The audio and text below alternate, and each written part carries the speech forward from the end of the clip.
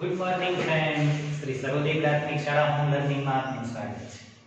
આજે આપણે દશાંશ સંખ્યાઓ એમાં સ્વાધ્યાય 8.5 જે દશાંશ સંખ્યાઓના સરવાળા વિશેનું છે એના વિશે આપણે જોઈશું. એમાં પહેલો જે એક્ઝામ્પલ છે તે દશાંશ સંખ્યાઓના સરવાળા વિશેનો છે. એમાં જો પહેલું જ તમને આપેલું છે 0.07 8.5 30.08. હવે આનો સરવાળો કઈ રીતે કરવાનો તો જુઓ, હું તમને પહેલા કહેતો તો આપણે આમ લખીએ 0.07 8.5 30.08. તો આ દાખલો ખોટો પડે તો આપણને એમ થાય કે જો આપણે આંકડા નીચે આંકડો લખ્યો પણ એ આંકડો નહીં જોવાનો. આપણે છે ને એ આમાં જ્યારે દશાંશ ચિહ્ન હોય ત્યારે દશાંશ ચિહ્ન જોવાનું. જો આમાં દશાંશ ચિહ્ન અહીંયા છે ને આમાં દશાંશ ચિહ્ન અહીંયા છે એવી રીતે ચાલે નહીં. દશાંશ ચિહ્નની નીચે દશાંશ ચિહ્ન આવે એ પ્રમાણે આપણે સરવાળો કરવો પડે, નહીતર આપણો દાખલો ખોટો પડે. માટે આપણે જે દાખલો ગણીશું એ એવી રીતે ગણીશું કે દશાંશ ચિહ્નની નીચે દશાંશ ચિહ્ન આવે. તો કઈ રીતે તો જોઈએ. તો જો પહેલું છે 0.07. તો આવી રીતે લખવાનું 0.07 વત્તા 8.5. તો પોઈન્ટ છે એની આગળ એક આંકડો છે એટલે અહીંયા એ જ રીતે લખશું 8.5. આમ આગળનો અથવા આમ પછીનો આંકડો ખાલી રહે એની ચિંતા નહીં કરવાની. આપણે દશાંશ ચિહ્નની નીચે દશાંશ ચિહ્ન આવે એ જ જોવાનું. પછી છે 30.08. તો જો અહીંયા દશાંશ ચિહ્ન એની આગળ 30 છે તો આ 30.0 અને અહીંયા આમ આંકડા નીચે આંકડો જ લખવાનો, પરંતુ દશાંશ ચિહ્ન બધા એક જ લાઈનમાં આવવા જોઈએ. એ રીતે આપણે સંખ્યાને ગોઠવવાની. જો એમ ન ગોઠવીએ તો આપણો દાખલો ખોટો પડે. માટે હંમેશા આ દાખલામાં એક જ ધ્યાન રાખવાનું છે. બાકી સરવાળા આપણે પહેલા ધોરણથી શીખી ગયા અને આટલો નાનો સરવાળો તો આપણે બીજા ત્રીજામાં શીખી ગયા છીએ. એટલે સરવાળાનો પ્રશ્ન નથી. વાત છે એ સંખ્યાને ગોઠવવાની છે. દશાંશ ચિહ્નની નીચે દશાંશ ચિહ્ન આવે એ રીતે તમે સંખ્યા ગોઠવશો, પછી તમારો દાખલો ક્યારેય ખોટો નહીં પડે. હવે જોઈએ અહીંયા 7, અહીંયા કાંઈ નથી.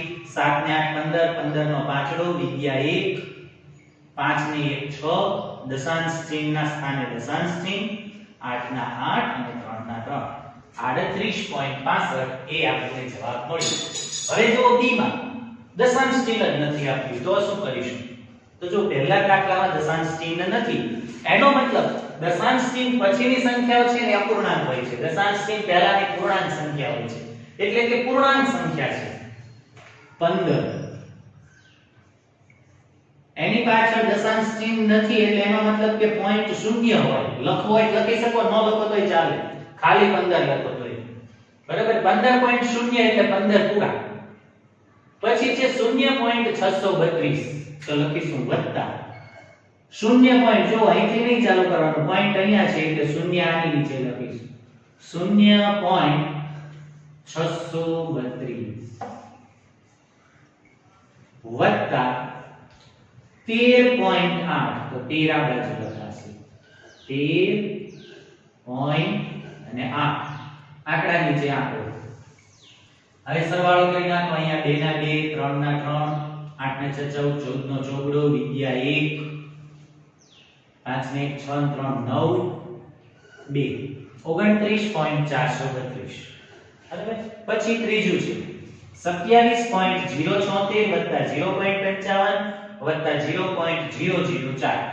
તો પહેલા લખીશું 27.076 વત્તા 0.55 વત્તા 0.004.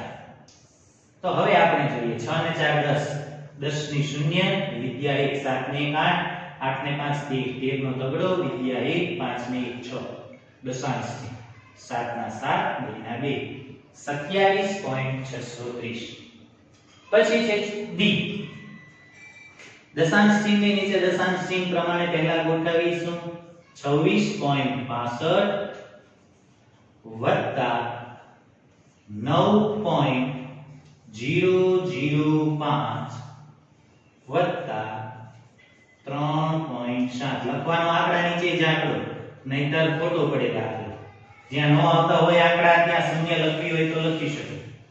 બરાબર, અહીંયા 5 ના 5, અહીંયા પણ 5 ના 5, 7 ને 6 13 નો તગડો, વિદ્યા 1, 6 ને 1 7, 9 7 16, 16 ને 3 19, 19 નો 9, વિદ્યા 1, 2 ને 1 3, 39.355. તો આ રીતે આપણે દશાંશ અપૂર્ણાંકના સરવાળા આપણે કરી શકીએ છીએ. હવે જો આ રકમ આપણને કોયડા ઉકેલ તરીકે અપૂર્ણાંક વાળી હોય તો એના દાખલા કેમ ગણવા એના વિશે જોઈએ. હવે જોઈએ એક્ઝામ્પલ 2. રશીદે ગણિતની ચોપડી માટે રૂપિયા 35.75 અને વિજ્ઞાનની ચોપડી માટે રૂપિયા 32.60 ખર્ચ્યા. તો રશીદ દ્વારા ખર્ચવામાં આવેલી કુલ રકમ શોધો. રશીદે બે બુક્સ ખરીદી છે, એક ગણિતની અને એક વિજ્ઞાનની. ગણિતની બુક છે એને 35 રૂપિયા અને 75 પૈસાની મળે છે અને વિજ્ઞાનની બુક્સ છે 32 રૂપિયા અને 60 પૈસાની મળે છે. તો રશીદે કુલ કેટલા રૂપિયા ખર્ચ કરી અને આ બંને બુક્સ ખરીદી એ આપણે શોધવાનું છે. તો સ્વાભાવિક છે આપણે આનો સરવાળો કરવો પડશે. પોઈન્ટ પછી બંનેમાં બે રકમ છે એટલે આપણે સીધો જ સરવાળો કરી નાખીશું. પહેલા છે રૂપિયા 35.75. 35.75 રૂપિયાનું શું ખરીદ્યું છે? ગણિતની બુક્સ. તો અહીંયા લખીશું ગણિતની ચોપડી.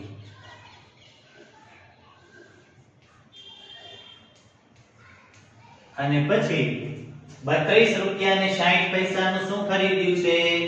તો 32 રૂપિયા અને 60 પૈસાની વિજ્ઞાનની બુક્સ ખરીદી છે. તો અહીંયા લખીશું વિજ્ઞાનની ચોપડી. હવે બંનેનો સરવાળો કરીએ. 5 ના 5, 7 ને 6 13 નો તગડો, વિદ્યા 1, દશાંશ ચિહ્નની જગ્યાએ દશાંશ ચિહ્ન, 5 ને 1 6 ને 2 8, 3 ને 3 6, આવ્યા 68.35.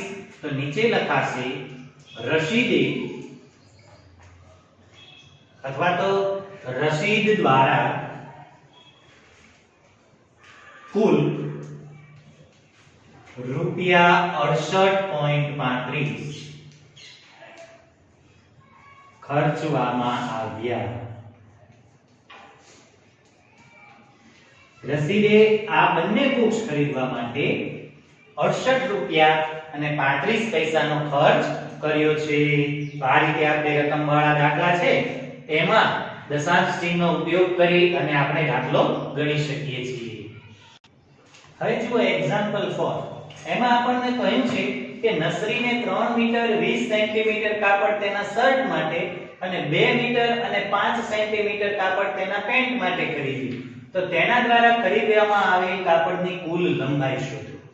જો નસરીને કપડા બનાવવા માટે પેન્ટ અને શર્ટનું કાપડ ખરીદેલું છે તો બે પેન્ટ માટે જુદું ખરીદવું પડે અને શર્ટ માટે જુદું પીસ આવે આપણને ખબર છે. તો બંને થઈને કેટલું કાપડ ખરીદ્યું એ આપણે જોવું છે. તો જો પહેલા નસરીમાં 3 મીટર અને 20 સેન્ટીમીટર છે તો એને દશાંશ ચિહ્નમાં કેમ લખાય એ આપણે જોઈ લઈએ. તો 3 મીટર અને 20 સેન્ટીમીટર કાપડ શર્ટ માટે ખરીદેલું છે તો આપણે અહીંયા લખી શર્ટ માટે ખરીદેલ કાપડ.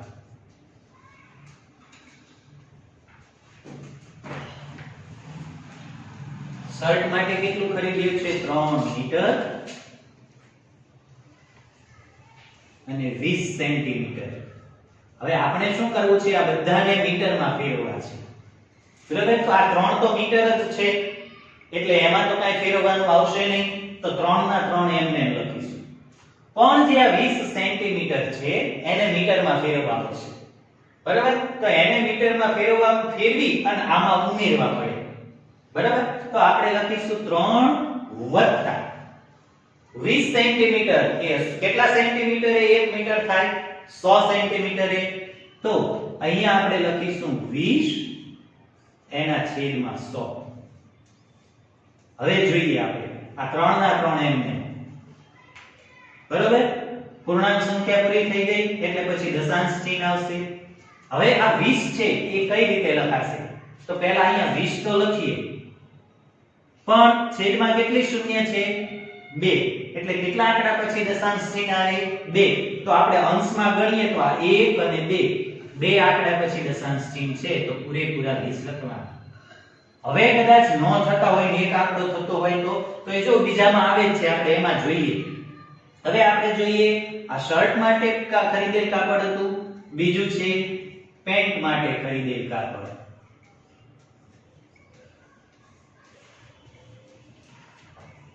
પેન્ટ માટે કેટલું કાપડ ખરીદ્યું છે? તો જો 2 મીટર અને 5 સેન્ટીમીટર.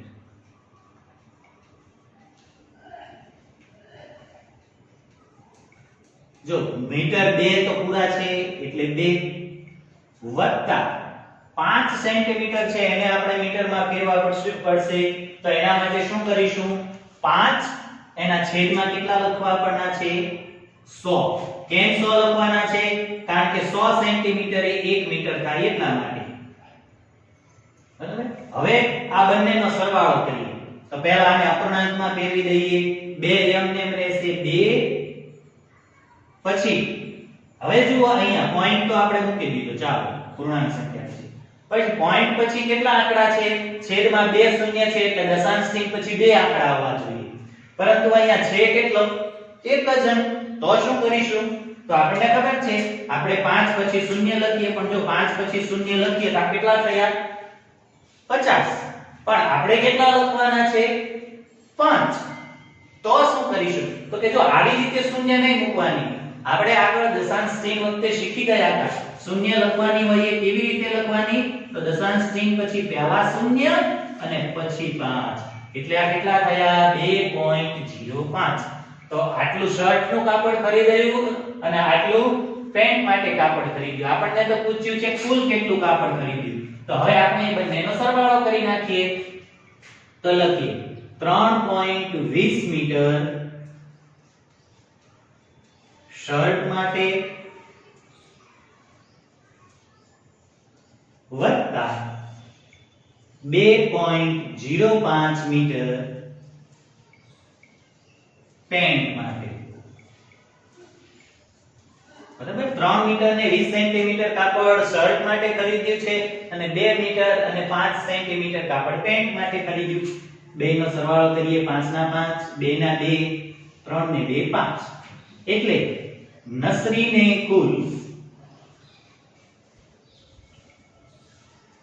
5.25 મીટર 5.25 મીટર એટલે કે 5 મીટર અને 25 સેન્ટીમીટર કાપડ ખરીદ્યું હોય. તો આ રીતે આપણે સૌથી પહેલા મીટર અને સેન્ટીમીટર, રૂપિયા અથવા પૈસા, કિલોમીટર કે મીટર એમ જ્યારે આપેલા હોય બે એકમ, ત્યારે આપણે પહેલા બધાને એક એકમમાં ફેરવી, કાં તો બધા મીટર કાં તો બધા સેન્ટીમીટરમાં ફેરવી દશાંશ ચિહ્નમાં લખવાના અને પછી આપણે એનો સરવાળો બાદબાકી કરવાનો. હવે એક્ઝામ્પલ 7 એમાં કહ્યું છે રવિએ 5 કિલોગ્રામ 400 ગ્રામ ચોખા, 2 કિલોગ્રામ 20 ગ્રામ ખાંડ અને 10 કિલોગ્રામ ને 850 ગ્રામ લોટ ખરીદ્યો. તો રવિએ ખરીદેલ કુલ વસ્તુઓનું વજન શું? તો જો રવિએ 3 વસ્તુઓ ખરીદે છે, ચોખા, ખાંડ અને લોટ, 3 વસ્તુ ખરીદી છે. હવે એનું કુલ વજન કેટલું થયું એ આપણે શોધવાનું છે. તો એના માટે શું કરવું પડે? ત્રણેય વસ્તુનો સરવાળો, પણ કિલોગ્રામ અને ગ્રામ બંનેમાં આપેલા છે તો પહેલા આપણે દશાંશ અપૂર્ણાંકમાં ફેરવીશું. મોટી સંખ્યા હોય, એકમ હોય એમાં ફેરવાય. તો મોટો એકમ કયો કહેવાય? કિલોગ્રામ કે ગ્રામ? તો કે કિલોગ્રામ. કારણ કે 1 કિલોગ્રામ બરાબર 1000 ગ્રામ થાય, અથવા તો એમ પણ કહી શકાય કે 1000 ગ્રામ બરાબર 1 કિલોગ્રામ થાય. બંને એકનું એક જ થયું. 1000 ગ્રામ બરાબર 1 કિલોગ્રામ અથવા તો 1 કિલોગ્રામ બરાબર 1000 ગ્રામ. હવે 1000 ગ્રામ થાય ત્યારે 1 કિલોગ્રામ કહેવાય. તો રવિએ પહેલા શું ખરીદ્યું છે? ચોખા. તો એના માટે જોઈએ ચોખા કેટલા ખરીદ્યા તો કે 5 કિલોગ્રામ અને 400 ગ્રામ. તો જુઓ કિલોગ્રામ છે એ તો પૂર્ણાંક સંખ્યા તરીકે લખી શકીશું. જેટલા કિલોગ્રામ હોય એ પૂર્ણાંક કહેવાય. 5 હોય તો 5, 12 હોય તો 12, 27 હોય તો 27. કિલોગ્રામ જેટલા હોય એટલા પૂર્ણાંક સંખ્યા તરીકે લખાય. તો આ 5 તો લખી નાખાય. પછી દશાંશ ચિહ્ન.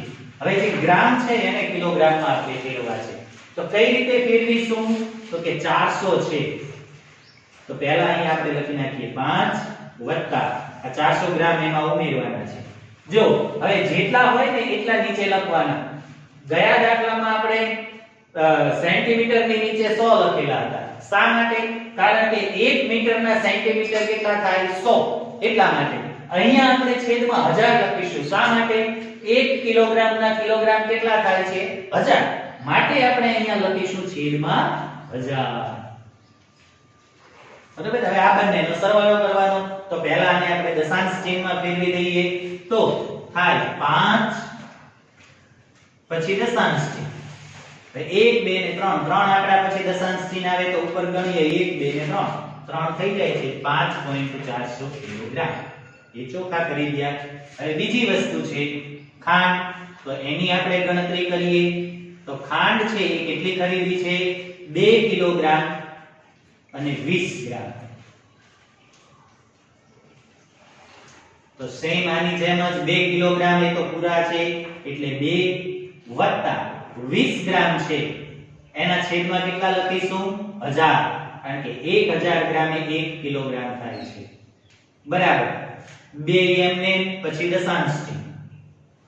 હવે જુઓ અહીંયા 1 2 3 આંકડા પછી દશાંશ ચિહ્ન આપવાનું છે. ઉપર 2 જ છે તો શું કરીશું તો કે ત્રીજા અંક તરીકે 0 લખીશું. પહેલા 0 અને પછી 20 એટલે 2.020 ગ્રામ ખાંડ ખરીદી અને છેલ્લે છે લોટ ખરીદ્યો.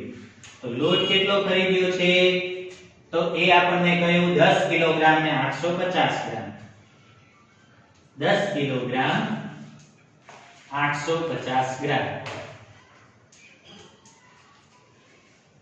તો 10 વત્તા 850 એના છેદમાં 1000 એટલે આવશે 10.850. હવે આપણે આ ત્રણેય ચોખા ખાંડ અને લોટ એ ત્રણેયનો સરવાળો કરીશું એટલે એને કુલ કેટલી વજનની વસ્તુઓ ખરીદી એ ખબર પડશે. તો સૌથી પહેલા ચોખા ખરીદ્યા છે તો એ લખીએ 5.400 કિલોગ્રામ ચોખા ખરીદ્યા. પછી બીજું શું ખરીદ્યું છે ખાંડ. કેટલી 2 કિલોગ્રામ 20 ગ્રામ એટલે કે અહીંયા જો આપણે શોધ્યું 2.020 ગ્રામ. 2 પોઈન્ટની નીચે પોઈન્ટ આવે એ ખાસ જોવાનું છે. કિલોગ્રામ ખાંડ ખરીદી અને છેલ્લે લોટ ખરીદ્યો. કેટલો 10 કિલોગ્રામ 850 ગ્રામ. તો દશાંશ ચિહ્નની નીચે દશાંશ ચિહ્ન એટલે 10.850 કિલોગ્રામ લોટ ખરીદ્યો. ત્રણેયનો સરવાળો કરીએ. 0 ની 0, 5 ને 2 7, 8 ને 4 12 નો બગડો, વિદ્યા 1, 5 ને 1 6 ને 2 8, 1 ના 1 18.270 આવે છે. તો નીચે લખાશે રવિએ કુલ 18.270 કિલોગ્રામ વજનની વસ્તુઓ ખરીદી હોય. તો આ રીતે આપણે સરવાળો કરી અને કોઈ પણ વસ્તુની કિંમત શોધી શકીએ છીએ. હવે આ જ રીતે આપણે આ સરવાળાના દાખલા જોયા. તે જ રીતે દશાંશ ચિહ્નનો ઉપયોગ કરી અને આપણે બાદબાકીના દાખલા પણ ગણી શકીએ છીએ. તો હવે આપણે જોઈશું બાદબાકીના દાખલા વિશે.